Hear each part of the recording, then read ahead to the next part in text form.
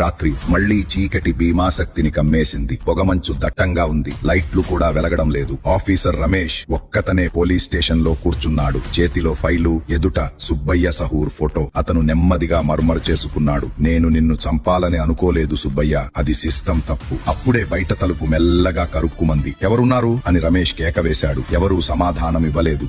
Torch పట్టుకుని బయటకు వెళ్లి చూశాడు. స్టేషన్ గోడ మీద రక్తంతో రాయబడి ఉంది, ఇది చివరి రాత్రి రమేష్, తండ్రికి న్యాయం వస్తుంది. అతని వెనక నుంచి మెల్లగా అడుగుల శబ్దం. తిప్పి చూసేలోపే చీకట్లోంచి వెలువడిన ముఖం. తున్ తున్ సహూర్. చేతిలో కత్తి మెరుస్తోంది. అతని కళ్లలో రక్తం మంటలా ఉంది. 10 సంవత్సరాలు నువ్వు దాచిన నిజం ఈ రాత్రి బయటపడుతుంది అన్నాడు సహూర్. రమేష్ కేక వేశాడు. ఆపు సహూర్, నీ తండ్రి నిర్దోషి అని ఇప్పుడు నాకు తెలుసు, కానీ నేను ఏం చెయ్యలేకపోయాను. సహూర్ కత్తి పైకి ఎత్తాడు. కానీ అదే సమయంలో పెద్ద సైరన్ శబ్దం. చుట్టూ పోలీసులు. ఒక స్నైపర్